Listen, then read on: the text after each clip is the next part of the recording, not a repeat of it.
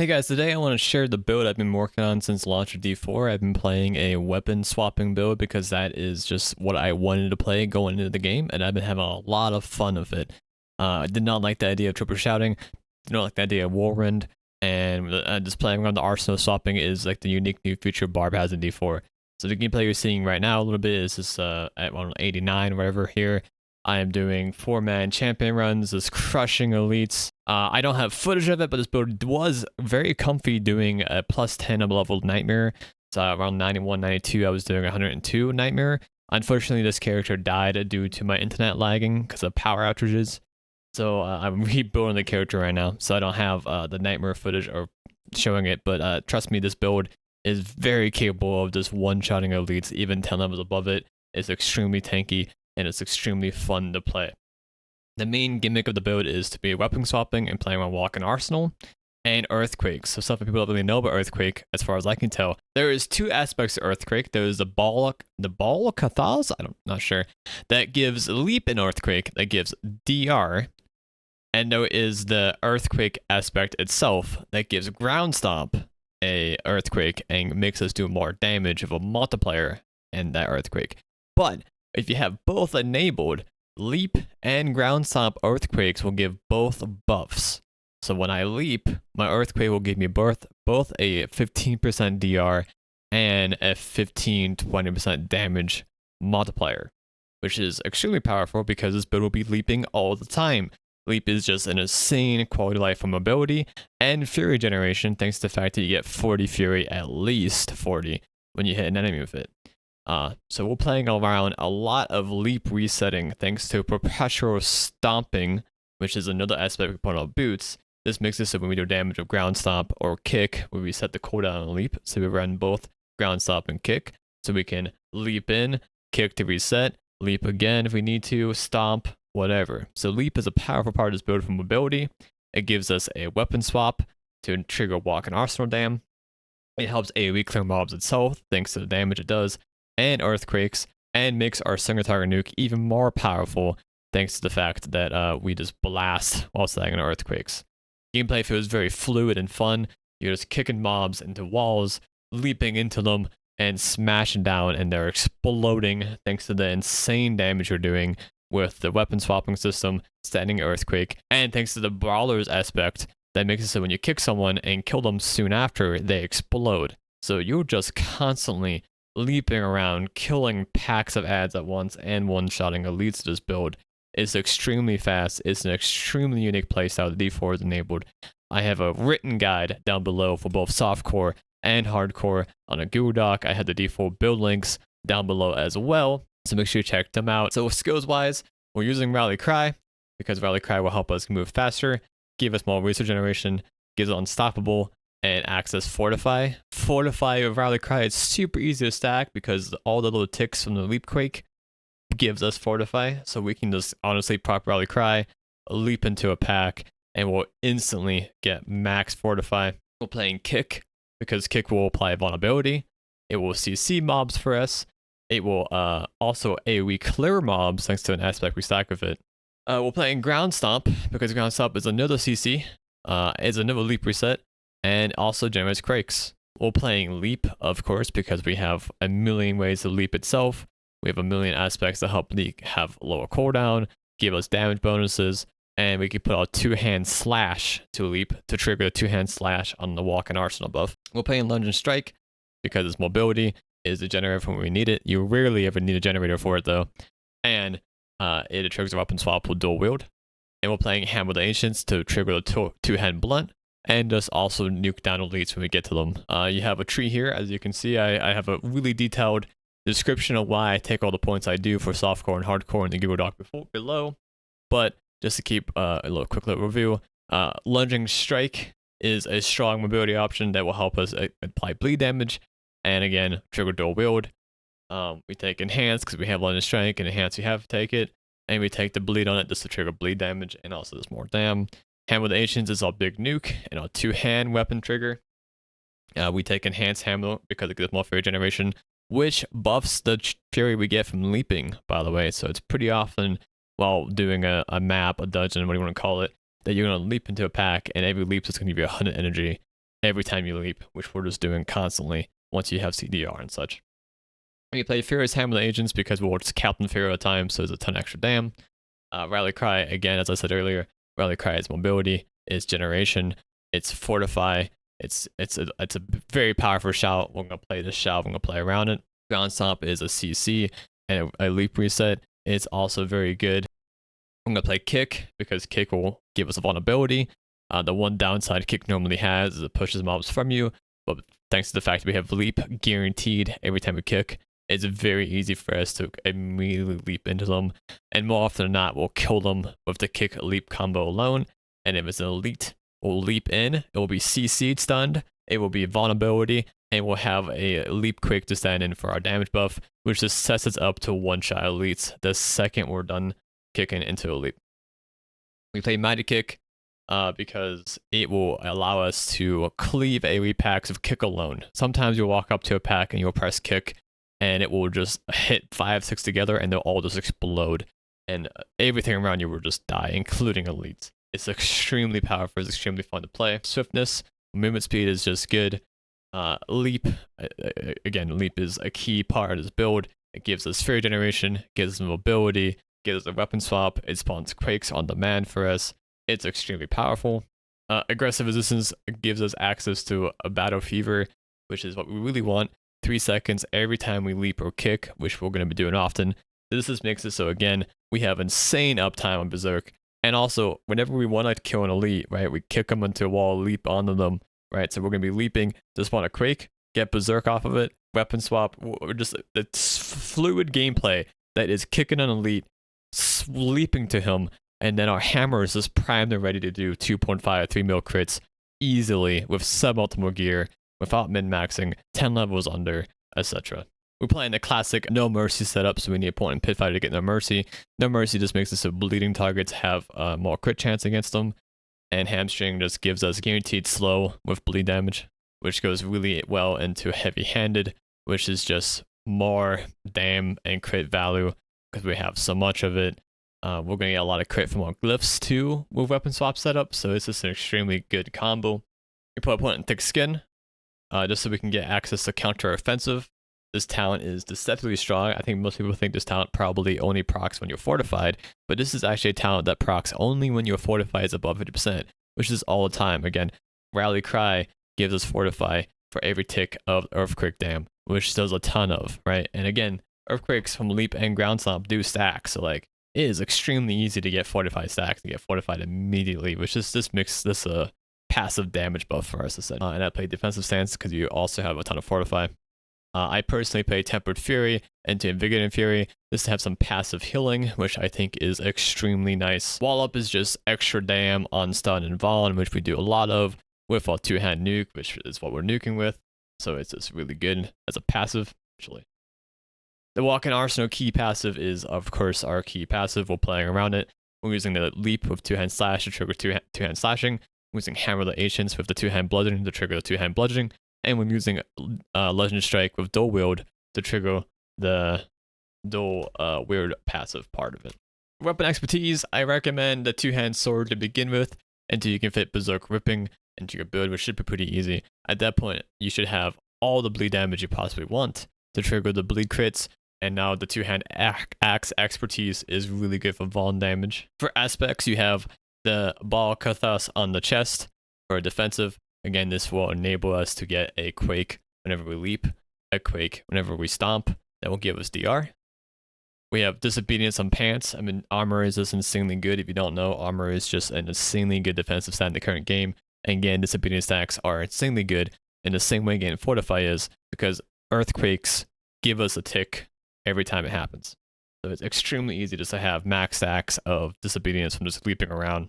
Perpetual Stomping is the key that allows us to get mobility from our leap and resets on our leap. I do throw on Explorer's aspect on the helm. The one weakness of this build is a lot of damage is applied through CCs, and we can make monsters unstoppable very easily, especially if there's a DR add in the pack. You might accidentally make the elite CC immune without even trying to, just trying to kill a defensive dude by looping around and kicking. So this just helps smooth out those problem points.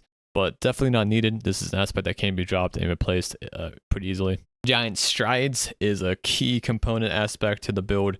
It gives insane cooldown reduction on leap. It's 5 seconds per person hit at max roll. It's 3 per hit on a low roll, which is also extremely good, up to 9 seconds. So on the low roll, you need 3 enemies to get it. On the high roll, you need 2. And my leap cooldown is 12 seconds when I had gear on my 92 gear. So basically, this made leap a 3-second cooldown without any resets. So I was able to leap from pack to pack just for mobility alone. Silk Ripping will enable us to have bleed damage on everything we do, which helps with boss damage. But more importantly, it allows us to use the 2-hand axe expertise. Earthquake aspect is extremely important. Again, if you have this plus a bulk of thaws, ground stomp, and leaps will spawn quick to give both buffs. And this is just a damage multiplier that we're going to have up all the time. Ancestral Force goes on the ring, because I don't think you need to have the 2-hand bonus on this.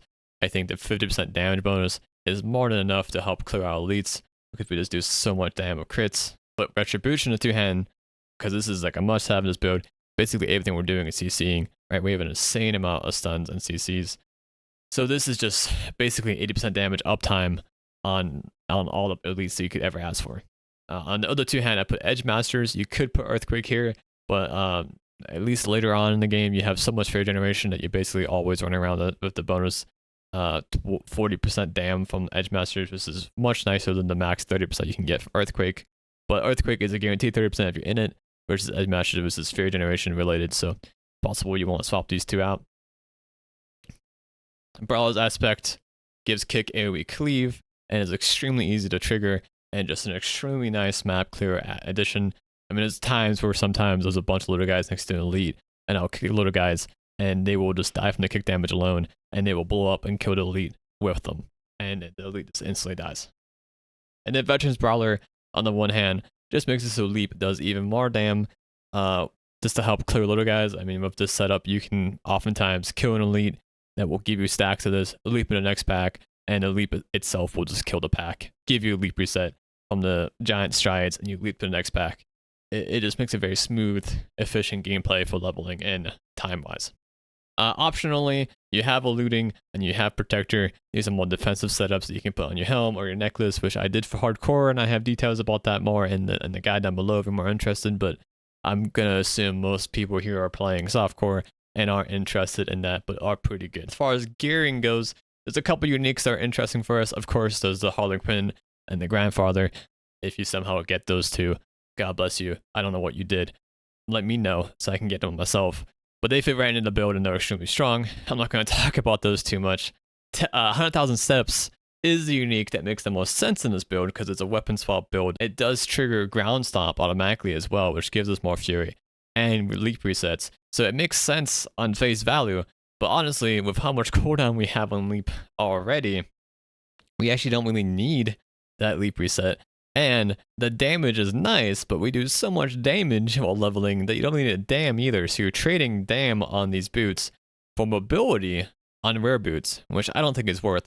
On top of the fact that the main aspect we use, perpetual stomping, which arguably you could drop down the road because you do get enough mobility and stuff down the road, would have to go on your necklace instead of boots, which means you're losing an offensive buffed aspect, which is not worth either. These boots are like pretty good if you get them early. You can use them for a bit. But look for a pair of rare boots with mobility on them, in my opinion, and use those instead. Temerity? I'm not sure how to say the pair of pants that give you a barrier. We have enough passive healing to trigger this, so you could use this with Conceited to get extra dam multipliers. I didn't play around with it much personally because I wanted the defensive on the pants because other pants have way better defensive value IMO. So I used those. So I didn't really play with that much, but they should fit. And there's more instructions in the doc below if you want to play around that. For Paragon and Glyphs, I have the Paragon board sub to get as many glyph slots as possible, basically. There isn't many Keystone passives that I think are that valuable for this build, and honestly, I don't know how many Keystone legendary passives are valuable for any barb build. It seems like the glyphs just get way more value for the barb builds. Alright, so the setup we have Mortal Draw. Mortal Draw, as far as I can tell, the bonus effect is just an additional 18% crit. An additional 18% crit is massive. I cannot stress that enough. It seems to be that way. I need more testing. It's really hard to test this. I need people looking at this with me to help out. But it seems like it's just an additional 18% crit on weapon swap, which is everything we do. And then also at level 15, it already reads as a 183% increased dam on weapon swap. This is just by far the most value this build can get from a glyph. 183% damage increase is about double the level you can get from anything else at 15. It is insane. And we do run exploit as well. I think this is the second most valuable glyph because, as everyone should know at this point, vulnerability is its own damage bucket. So vulnerability has a huge boon to get boosted by damage, and this just gives us more vulnerability easily. You know, leap into a pack and they're already gonna vault on them. It's super nice. Blood Feeder, we have 100% of time on bleed with Berserk Ripping or a 2-hand expertise. This is a nice damage bonus as well as crit strike chance, which is really good for us because again, we have 18% crit chance already from weapon swapping. We have 9% crit chance from bleeding targets, and then we have 5% more crit chance from Blood Feeder. That gives us like what 30% crit chance from, you know, not even items alone, without dex included. So we stack crit chance and crit dam. So this is lovely. The next most important level in my opinion is Territorial. Territorial is a ton of damage to close enemies and DR against close enemies, which is just going to be always. I mean, we have mobility, we have Legend Strike, we have Leap. You're going to be in their face always, right? So it's just an insane damage boost and DR pretty passively. While leveling at least, and Viper seems to get a lot of value. Personally, I was always extremely healthy. I always had a ton of tankiness. I was always pretty topped off. If I wasn't topped off once in a blue moon, I just popped a health pawn. I was instantly topped off. So this was just a ton of insane passive damage that I could just count on always being enabled while leveling, up to at least killing 100 mobs. I'm sure when I was at endgame pushing high level mobs, I won't want to swap this out, but this is particularly made for leveling, and this is just insane value at this point. Undaunted is fortified damage, which on paper sounds good. My problem with fortify is I couldn't consistently always be fortified because if you max HP, you can't actually get more fortified than HP, so you can't always be fortified. But it's good, and the DR from it is based on the fortify you have, not if you're fortified or not. So DR is just passive as well, which is nice. For gearing, our damage scales best with crit dam. We have so much crit chance naturally in the build, so getting crit dam and get a crit chance on gear is important, and getting cooldown reduction is also extremely important, right? So on the helm slot, you know, I personally like to roll cooldown reduction, damage for berserking, total armor, and max life. There isn't a lot of other great offensive options here. Again, some defensive options on this makes a lot of sense. On the chest piece, you have a lot of damage options, so you can go pure damage here, but you have dam with weapon swapping, which is great. You have percentage increased dam, which is great. You have dam with 2-hand bludgeon, which is great. You even have dam with 2-hand slashing, which is less great, but it's an option. I personally prefer to have a little more defensives because I play hardcore, so I do run max life and total armor on this. But dam weapon swapping and percent dam are the big tickets to get on the chest. Dam with 2-hand bludgeon, also pretty good. Now gloves is where you stack so much of your dam. Right? You can get plus ranks to Hammer the Ancients, which is, you know, insane. What a +4 rank is pretty easy to get, and that is 20% more weapon dam on Hammer the Ancients, which is insane when you consider all the multipliers we have for it. Crit strike chance, crit strike dam, and you have a noble quick strike against injured, right? That's also really good for bossing and mapping. For pants is where you put a lot of your defensives at. You can get plus ranks to kick on your pants, which is one of the options for dam on the pants, which I do personally go for. Kick ranks is shorter cooldown on kick, which is just more quality of life for cooldown reduction, leap resets, vulnerability uptime, all that stuff. But mostly you're looking for total armor, max life, fortified DR, close enemies DR, bleed DR. Those are all really good. There is another damage option with dam after elite kill, but I rarely ever have issues killing little guys, and even if my build's so fast with the mob density right now, you don't often find an elite 4 seconds before you find the next one after killing the first one, right? So I don't personally run that, but if you're not concerned with defenses at all, you want more dam, that's your option. Boots is where I stack my move speed stuff, right? I want something that has max evade charges as a base. I want move speed. I want move speed after elite kill. Right, those are my most important stats. Outside of that, getting Dex on boots is really good here because Dex is just more crit chance and helps us enable more Paragon nodes. Your neck has a lot of options. If you're playing softcore, I'd recommend to stack an offensive purely on it. If you're playing hardcore, 1 or 2 defensive in your necklace can be really strong. But here you have cooldown reduction, which is really important. 100% get that. Weapon swap dam is also a necklace, which is also really strong. You have damage to elites, which is really strong. You have this plus generic damage is really strong. Plus ranks to any of our damage passives can be really good. Really good. I haven't seen No Mercy personally, but if you can get No Mercy on it, No Mercy would be insane. There is plus ranks to all brawling skills, but honestly, towards the end, my leveling gearing, like 85, 86. Again, I had so much cooldown reduction, so many resets. I actually didn't really care for the plus ranks to all brawling, but it exists, and it's gonna get. Rings are where you're gonna get a lot more damage as well. You got quick strike dam, quick strike chance. You want both of those as high roll as possible on your rings, and then dam to Vaughn and dam to close is really good on your rings as well. But any damage would be good, right? You got CC, you got slow. Even max life can be okay here if you need it, but ideally get your max life somewhere else. Weapons. You're gonna use swords, as many swords as you can, for 2-hand slashing and a dual wields, because swords will give you a bonus crit dam inherently, and it's super easy in this build to get like 50 to 60% crit chance, even higher when you get to the min maxing of it. So you will just be critting a lot. So crit dam is insane value, which also means on every weapon you want crit dam. You want crit dam on every weapon you can. You also want Vaughn dam. Vaughn dam is great. Damage to slow and close is also really good. Damage to stun can be also really good. I personally prefer slow or close because we have that up more often than stun, and close is much better against unstoppable than stun, but those are options to get. For gems, I ran Topaz and Armor simply because the only other option I think that is really good is Ruby or Sapphire, and I was so tanky I didn't need Ruby or Sapphire. The only time this build was ever at risk of dying was CC, and Topaz just gives me a 50% DR in CC, which means that oftentimes I was safer in CC than outside of CC. I personally run Topaz for the CC reduction, damage, which again is the only risk of death, but Ruby is good for max life / extra overpower damage potentially, and Sapphire is just more generic DR if you ever need it, but not CC and you feel like you're too squishy. For jewelry, you have Skull Gems. Again, armor is just the best defensive in the game. Even if you're armor capped for your current level, you will be fighting stuff higher level than you in Hell Tides and Nightmares, etc., and it just gets even more value. It's just better businesses right now. They kind of messed up there. And then you have weapons. So I personally use Sapphires on my weapons because we CC a lot more than Vaughn. We just have a lot more uptime than Vaughn. So I just use CC. However, Emeralds, which is Vaughn damage, so crit dam to Vaughn instead of CC, is just as useful and potentially even more useful because they're useful against bosses. So this is up in the air.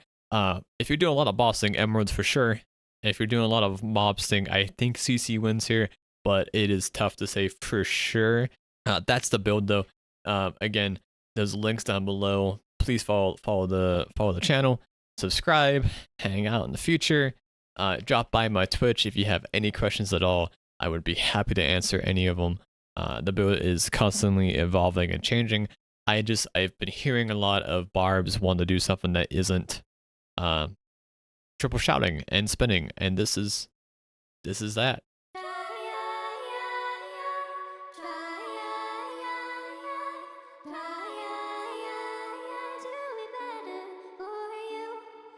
Try